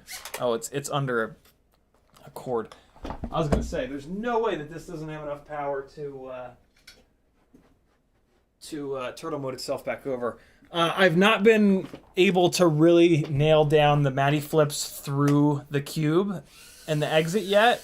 I've been trying though. Oh god! Man, this rig feels heavy. Holy cow, we're gonna weigh both of these rigs when we're done here. Yikes. Ah! Man, the cockroach frame and these bigger canopies, and it really adds up, man. It really packs on the pounds. I did not mean to go into the cube there. Oh no! Where am I? What is that? Oh, I know where I'm at. Okay. Okay. That was thrilling. Oh god, don't eat me. Oh, look at this gap. I found this gap last night. Ready? I don't know if I'll be able to do it with this rig. Let's try, though. Nah, there's no throttle expo on this rig. Look at that gap. Oh, I got it! I didn't even realize that there was enough room down there. You can fly under the bar cart. Oh, god, battery's dead. Coming home. Hey, look at that runtime. 2 minutes and 13. That's so low. Let's weigh these little fellas. So the first one that you saw there, which is this guy, I think is going to be the fattest. Let's see. Let's see how fat the little fat is. He's coming in at 24.4. Woo! 24.4. What a gigantic brick. What we were just flying, that's a little better. 23.2. 23.2 is what we were just flying with significantly more powerful motors. But now we're gonna move to the real, like the real rigs. Well, no, hold on. Let's stay on the newbie drone train. We're gonna fly the fully upgraded BLV4, which in fully upgraded, that can't be right. In fully upgraded form, that's a little bit better. 19.8 grams. It said 17 grams. I was like, no. So now we're going to the scale just lost its mind. Apparently the rig just became half a gram heavier. I might need a new scale.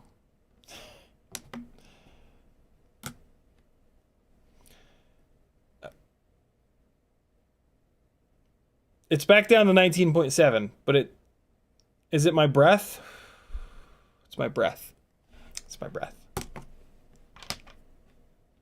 19.7 grams. Newbie drone BLV4, Mobula 6 canopy with Runcam Nano 3, whip antenna. I changed the Newbie drone Immortal T style antenna out to just a regular whip antenna on the ELRS to save almost a gram. Meteor 65 frame, Tinywhoop 0702 30,000 kV motors with the Gemfan biblades. This battery we just flew, and flat spot towards me. Here we go. La la la la la la la la. So we've still got sort of the milky-ish video from the Newbie Drone OSD transparent layer. Oh boy. We've also got the OSD is having some issues on some of these Newbie Drone V4 boards, and mine is one of the ones that's having issues. Jesus Christ, the hover point is really low. There goes the OSD. Oh, it's back. Why is the hover point so low? The tune is also a little bit upset on this rig. If you can hear, when I come off the throttle, I'm going to blip the throttle and then come off. Listen, ready? Here it hits twice. That means the PID tune is really like at the limit of its abilities to deal with life in general. So let's... oh man, that's right. Yeah, this board, I've not been able to get a great tune on this board. Like it really is having issues. Let's back it off a little bit there though. I think there's some electrical noise stuff going on with this board, is my very unprofessional opinion. Wow, I threw it. So that second little hit of throttle after I stab the throttle makes stuff like that really difficult, because when I jump off the throttle and I expect there to be no more thrust, it's adding a big burst of thrust. So when I do that with a split S, that second burst of thrust is occurring when I'm sideways, and it's pushing the rig way off from where I expect it to be. So to get around that, I'll just do pitch-based moves. Oh, farts. Don't be in the fire, please. Thank you. So yeah, to get around that, I'll just smash it into the ladder and destroy it. Where is it? Well, I want an arm. User error. Oh, eat it. No, no, don't eat it. No. No, no, no. Don't make me walk. No. Please. No.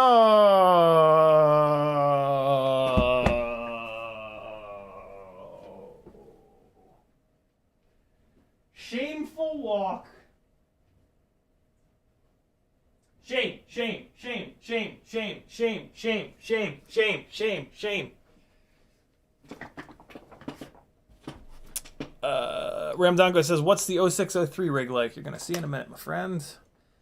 387, this battery. Oh, God!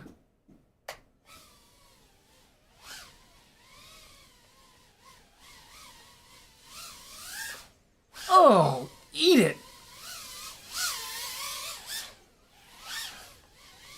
Missed it.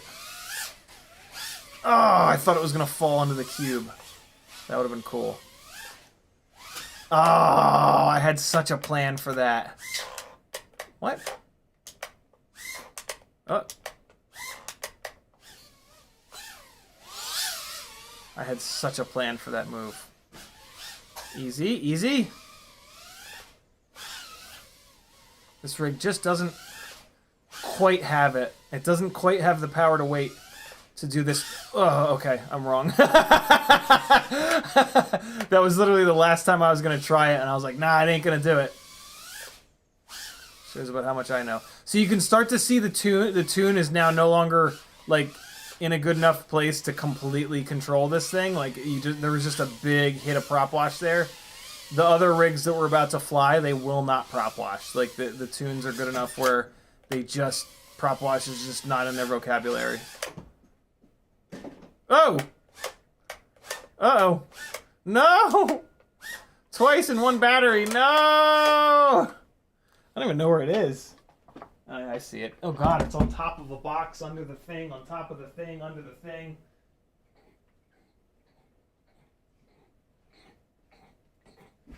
Alright.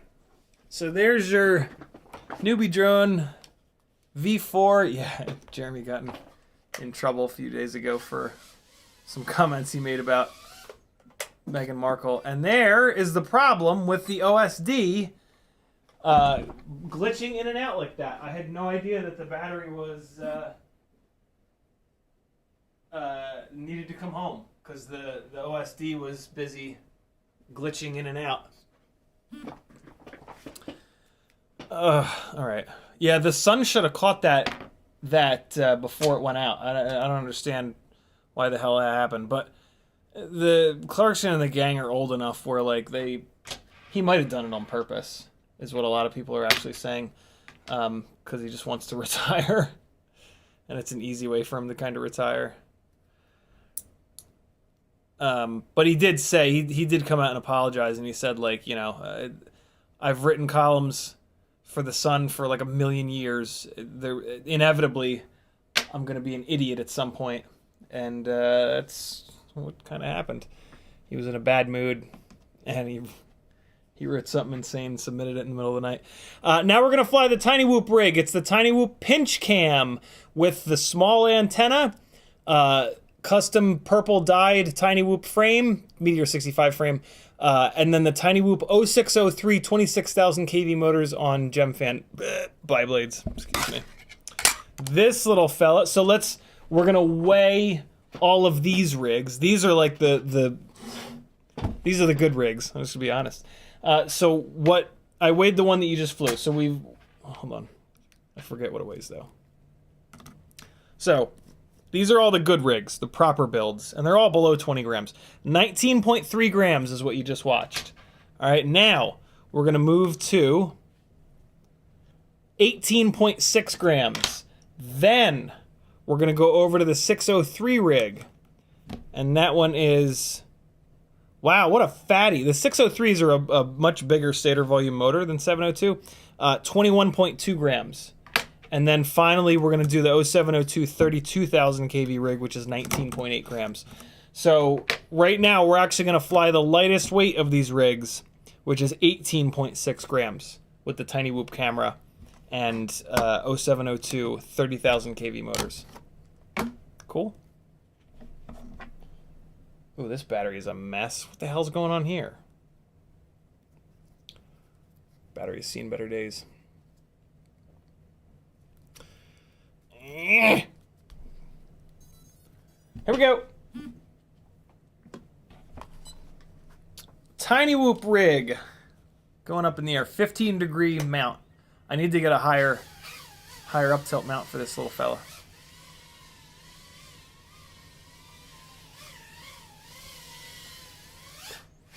Woo!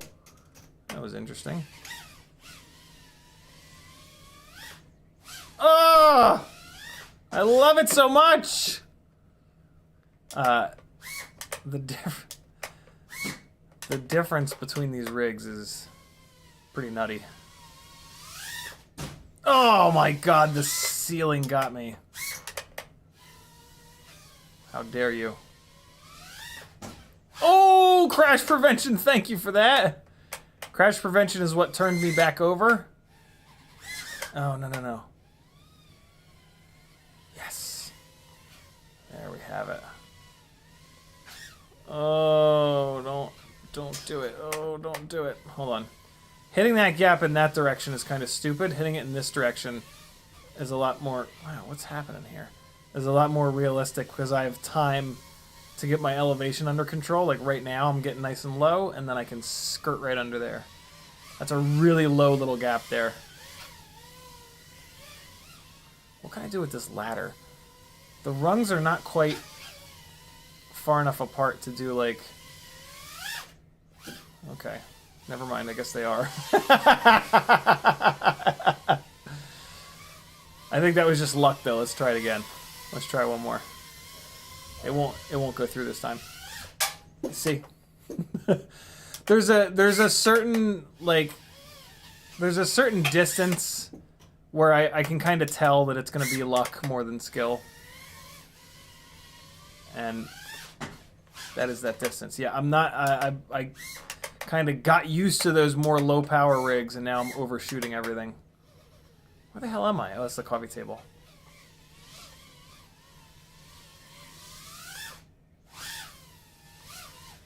Oh boy, easy, easy, calm. Ah!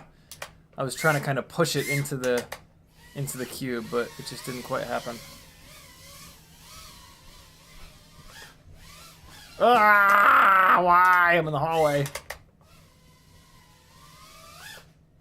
Oh boy! What? What?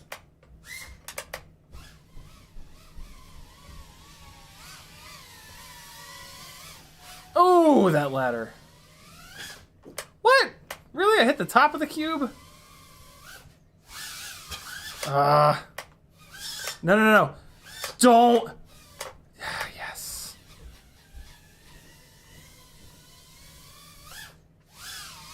I don't know what the point. I don't know what the thought was there. There was no way of getting out of that one. What was that? Oh boy. The ladder ain't bad. What? I changed my mind. I don't... How the hell did you bounce up onto the coffee table, little Tinywhoop? Oh, nope, nope.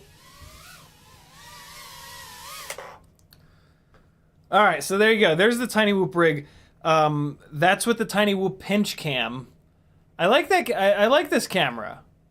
I don't know if I like it more or less than the other ones, but maybe I'll be able to figure that out now. Now we're gonna go to the fat rig on the 0603s, big old motor volume and Triblade, Gemfan prototype Triblades, with a singularity antenna.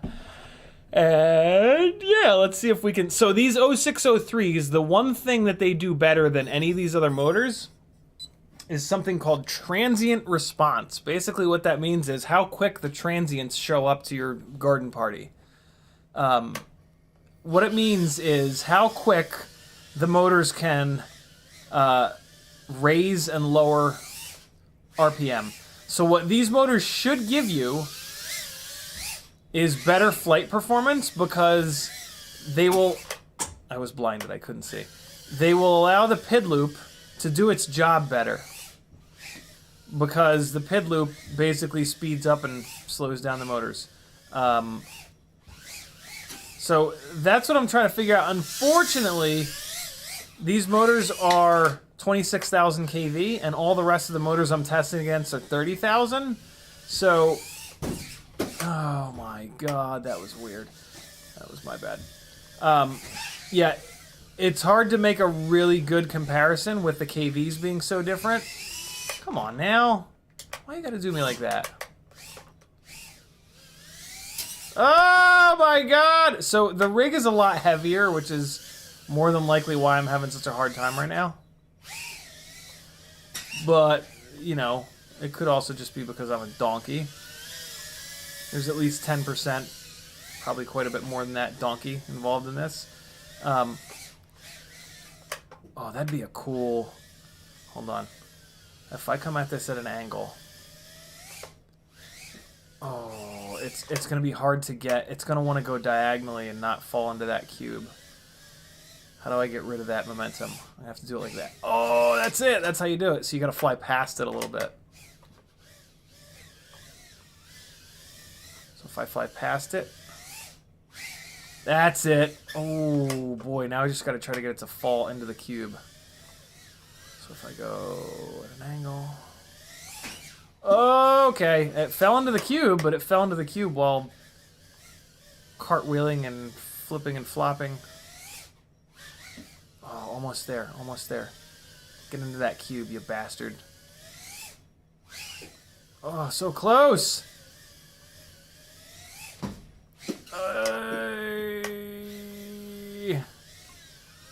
One more try, last one. Just one more. That was almost there. Oh boy, that was the worst one yet. Come at an angle. Okay, no, that was really the last one. It's getting bad. I like to practice tricks and all, but I don't want to make you guys watch me practice stuff. Dead battery. Make it home. Make it. We made it. So yeah, 603s, man. Super interesting. Super interesting. Ramdonko says 0802 or 0603 to pick up small weights. 0802s for sure, because they're gonna stay colder. Can pitch and roll have an expo? Absolutely, Ram. It's just right in your rates. Pitch, roll, and yaw. They all have expo available. Last rig we're gonna fly is the 0702 32,000 kV rig. It's like a bomb going off. Ready? Watch. Watch this! This thing is so gnarly to fly. Ready? Ready? Now this is the Runcam Nano 3 with the old school lens on it. What? Oh! Let's try it again. Oh, God damn it, Larry.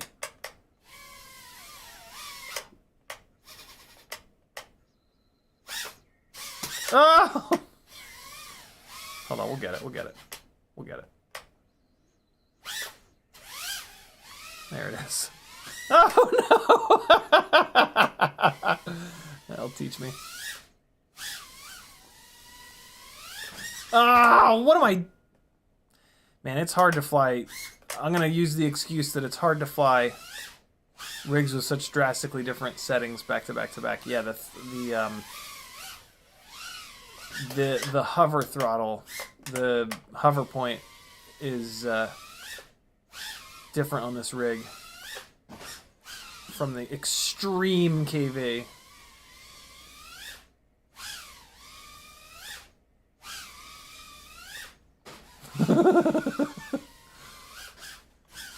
These motors are my favorite for sure. It just the power is just intoxicating, and it's still got plenty of throttle resolution. No, no! I couldn't decide if I wanted to go through the cube or out the top of it. Ah! Oh no. Oh! Got lucky. Ah!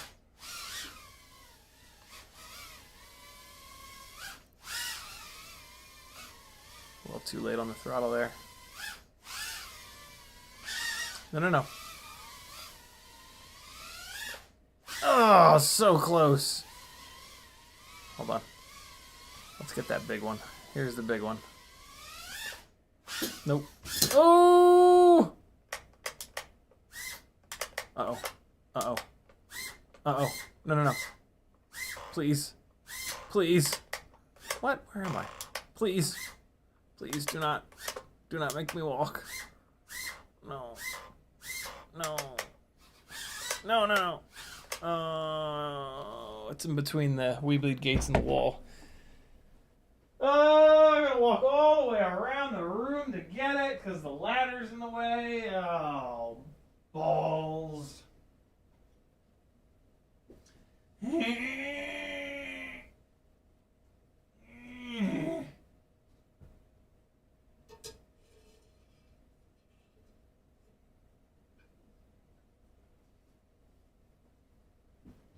Who knows what you're inside of right now?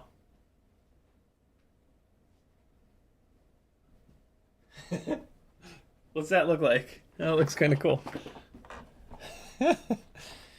You'll hear what you're inside of in a second. Oh! Oh, yeah. We needed more of it. Don't you dare. There we go. Oh, I forgot to play Tinywhoop drums. Hold on. Oh, God! No, no, no. Please, no. No. Stop it.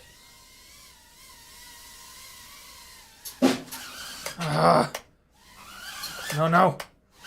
No, no, no. Please, no. No. No more, no. No more walking. No. No. No. Yes, yes! Never give up! Never give up! Yay! And we made it home! Spent half the battery turtle moding, but you know what? I didn't have to get back up again. Whoo! Jeez!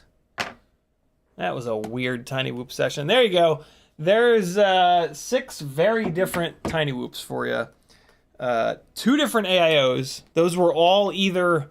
Well, no, actually, like 4 different AIOs, but the newbie drone Acrobee AIOs are pretty similar to one another. Yeah, 4 different AIOs, 6 different motors. 1, 2, 3, 4 different sets of props. 1, 2, 3 or 4 different types of cameras. 2 different types of canopies. All the same batteries, all BT 2.0. Back to back to back to back to back to back. Over on the Discord, in Livestream Live, you can find pictures of all of the different cameras that Danzilla the Terrible took screenshots of, pointing in the same direction in both low light here with the purple and red, and then in daylight, much more light. Boom, boom, boom, boom, boom, boom, boom. There you go. And then Jesse from Tinywhoop.com, he actually made an image that I meant to grab. I'm going to show you guys right now. He made an image with all of those. He made one big image with all of those on it. And it is right here. Come on. Come on, come on. There it is. And right? No. Download, yo. Where's the download button? Not forward. Download. There it is. Show and Finder. Pull that on my desktop. There it is. Yeah, look at that. Look at that. So there you go. And he used the images from daylight. So yeah. I have a feeling he'll put that up on the Facebook group at some point. Pretty cool. Oh, it's called the wide angle pinch camera is called the fat pinch. That makes sense because the camera itself is kind of fat. So yeah, I'm gonna drop this. Image into the toothpick and whoop page over on Discord, which I am doing right now. There it is, friends. Thanks for hanging. See you guys again tomorrow night. Tomorrow night is a giveaway live stream. So if you're thinking about joining the Patreon, it's the perfect time because you can get in on some giveaways. Yeah, that's a good one. We'll be doing 4 giveaways tomorrow night. 3 for patrons, 1 for anyone. The $5 a month tier will get you entered in for toothpick and Tinywhoop stuff. The $10 a month tier will enter you to win 3-inch micro brushless and Cinewhoop stuff. The $20 a month tier will enter you to win 5-inch parts. The $30 a month tier, you'll get on everything. You'll get entered into all 3 of those giveaways. And that's how it works. And then the Super Chat and PayPal-based giveaway is open for everybody. So, yeah, join the Patreon. Help me keep doing this full-time. And maybe win yourself something. Thanks for hanging. CiottiFPV.com has all the things that you need in life. See you tomorrow night at 10 o'clock Eastern. Here comes some more Tinywhooping from the other night with Patrick and Eva. Be good, friends. Let me put on some Epidemic Sounds just to play us out. Play us out of here, Epidemic Sounds, please. There we go. I can't even hear it, so hopefully it's good. Later, friends!